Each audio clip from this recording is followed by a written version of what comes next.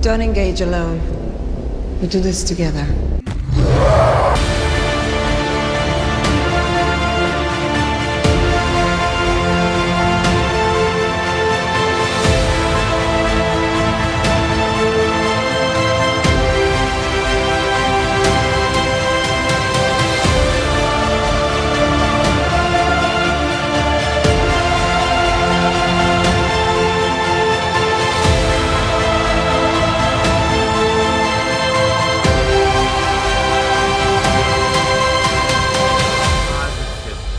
Yeah! We got it!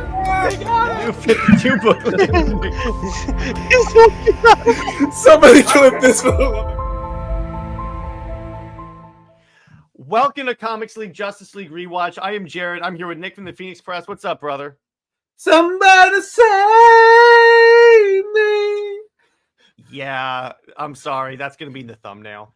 So you were wondering what angle I was going to take. I figured you were going to do that. So we're going to talk about the Great Brain Heist. Before we do that, I just want to remind you guys that Comics League is on the road to 1K. At the time of this recording, we are at 987. So if you haven't already... So ready the Armada, everybody, and use the old ways. Yeah, so subscribe right down there. Hit on notifications. If you have already subscribed, please share it to whoever that you think would be interested in this quality content and whatever the hell he does.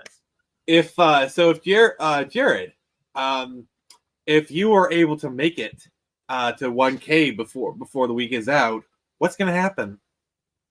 I can make it to 1K before the week is out. I will do a live reaction to one of the issues of Tom King's Wonder Woman. You will hear me die inside. Yeah, so yes, because I have the first 7 issues.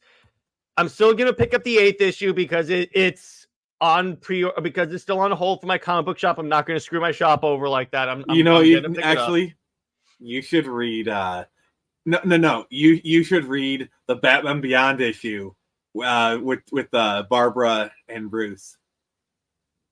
Oh, you know what's kind of funny? That was the when you reach 1K. I think that was the punishment. Oh, you tried to sneak past us. You tried. All right. That's what we're doing, and I'll do a tweet about this later. I read Sins Past. I read One More Day. Yes, you did. I sacrificed for my audience, and you shall too.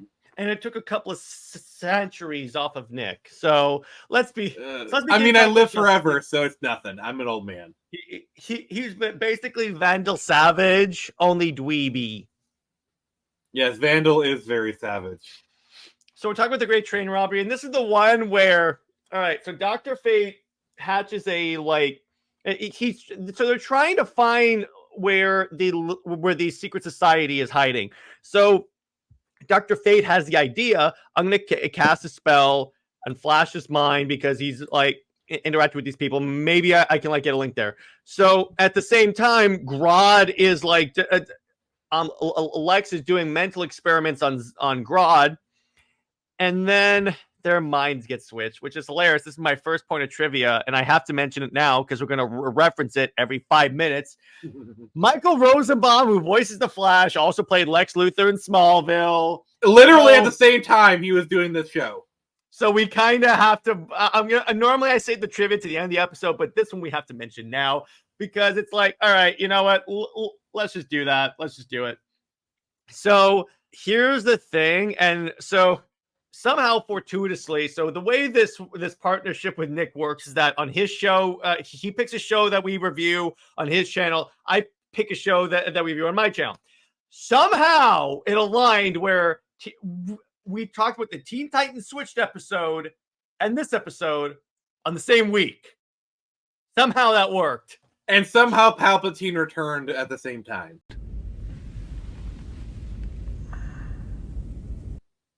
And somewhere out there, Oscar Isaac just cringed again.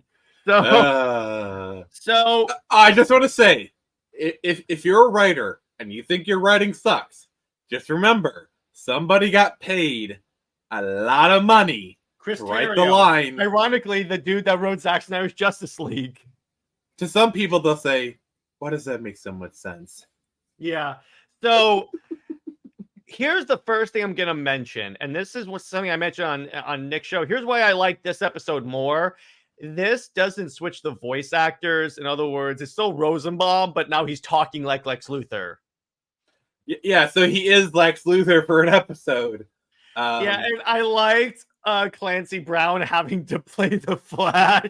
He's like, "Oh, come on, dude." I'm trapped in a building full of supervillains. I've lost my powers, and for some reason, this creepy hot chick thinks I'm Lex Luthor. I gotta say, Clancy actually, like, okay, here's the thing. Clancy did a really good job playing the Flash. Rosenbaum just like, all right, I'm just gonna be Lex Luthor from Smallville for an episode. Yeah, because like, that's pretty much what he has to do. I don't think, like, there wasn't as much of a shift in the Flash's voice, but Clancy Brown pulled out all the stops. Like, he is the hero of this episode. So it's actually kind of interesting. So Bruce Timm and McDuffie, yay, said that they have been planning to switch Lex and Flash for a while, but ended up giving Flash in Lex more screen time than Lex in Flash because Clancy Brown's Flash stole the show with his comic performance. They also stated that they had each character's voice actor read the lines first as to allow the voice actor of the body to mimic how the character would say their lines. Oh, that kind of reminds me of how they did the Mandalorian, or I think the section of Book of Boba Fett, where they went to Luke's training academy, you saw Luke. So what I don't know if you knew this, Jared. So they did like the whole deep fake thing, but what they did is they brought in Mark Hamill. Okay, they put him in the costume. They had him act out the scene with Grogu and whatnot, and then the actor was watching him, and the actor kind of mimicked that performance. That makes sense. I mean, if you're gonna do something in Mando season 2, that's what I'm referring to. I meant at like the very end when Luke shows up and saves everyone. But I just figure if you're gonna have to do something like that, bringing in the original actor for reference, I think was a great idea. Yeah, exactly. And I also think it's kind of funny where I just love where Gorilla Grodd sees right through it immediately because he was connected with the brain. And then Flash goes, "What, are you going to expose me?" And then Grodd goes, "Why would I? This is way more hilarious to see you eventually bungle it." Also, to be fair, he didn't bungle it. The other one kind of like... Well, yeah, but the point is Grodd was like, "I'm not going to expose it because this is way too funny." Also, can we talk about like the two best moments in the series ever are in this episode? Yes, okay. they are. The first moment. Okay. Go ahead. Go ahead. I know which one you're going to do. You can do it. Ask me a question, Jared. Ask me the question. Why are you so old? No, the other question. You know what I'm trying to set up. What's the Flash's secret identity? No, I mean, in the bathroom and whatnot. I don't know that. Okay, I don't know that one. So Jared asked me, "Are you going to wash your hands?" No, because I'm evil. and then the other scene, which coincidentally let also me do takes this place... one because you did the last one. Well, at the Lex, you're not having a good day. Well, at the very least, I can know Flash's secret identity. I have no idea who this is. Lex, you're having a difficult day.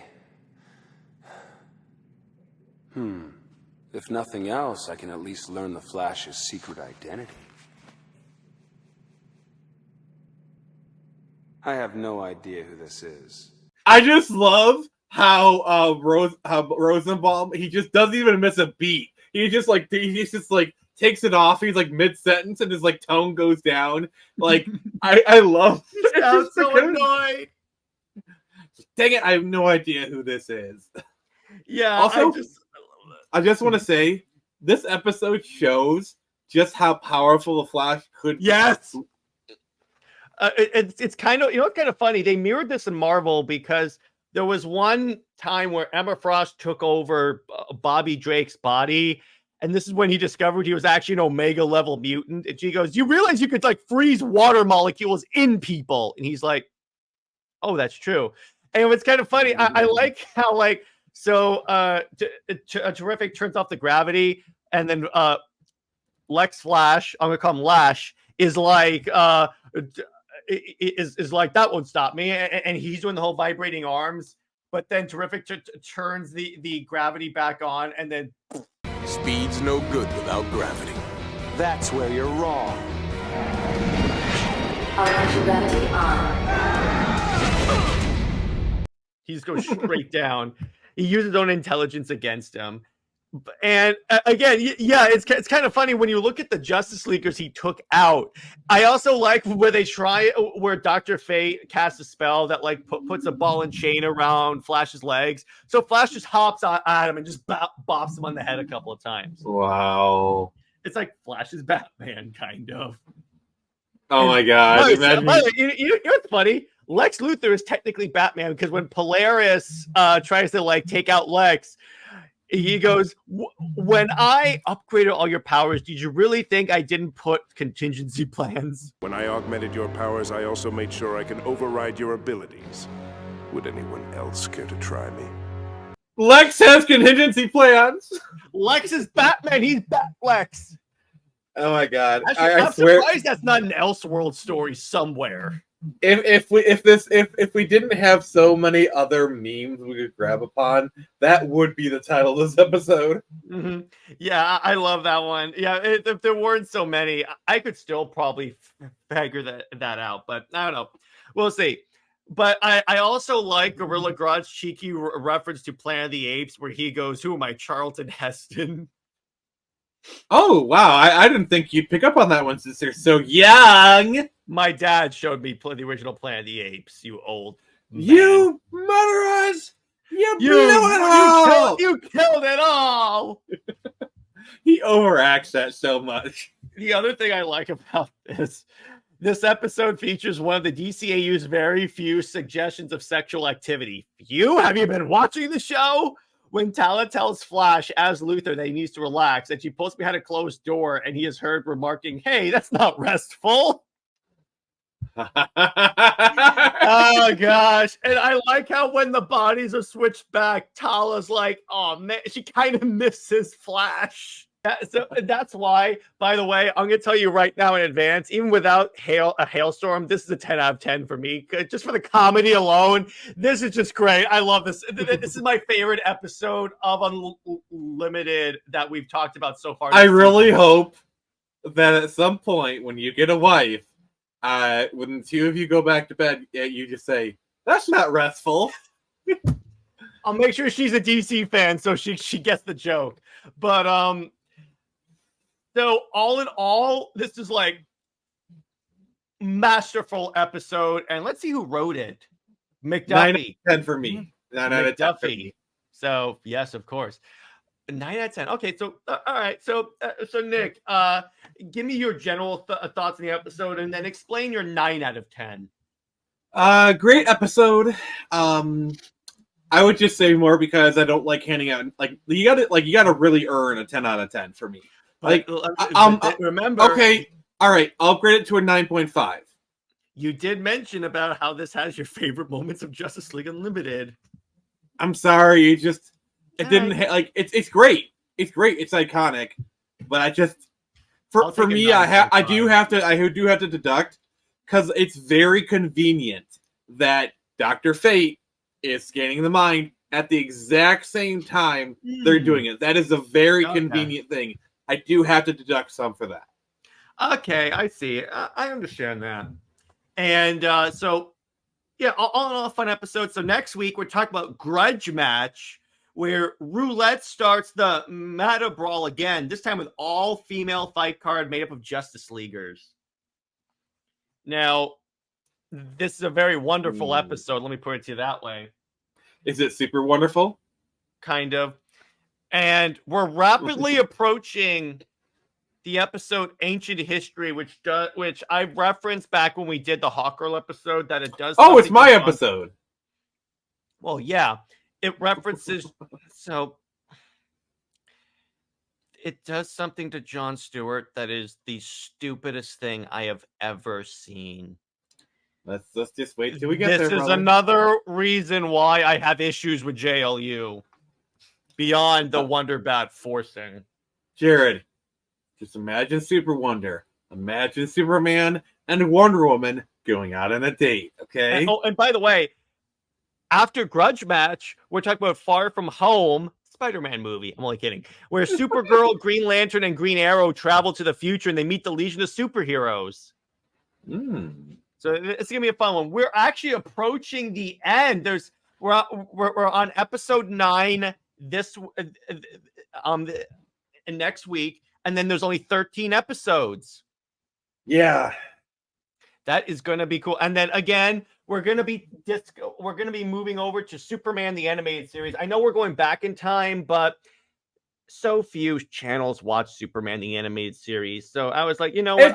Honestly, Jared, S-TAS is perfect for your channel. It's perfect. Plus, it doesn't have a lot of Lois Lane, so it actually works out very perfectly for me. Okay. So on that note, stay heroic. Remember, Lois Lane is Lois Lane. She belongs with General Zod. Zoe is a Maxabat for life. See you later.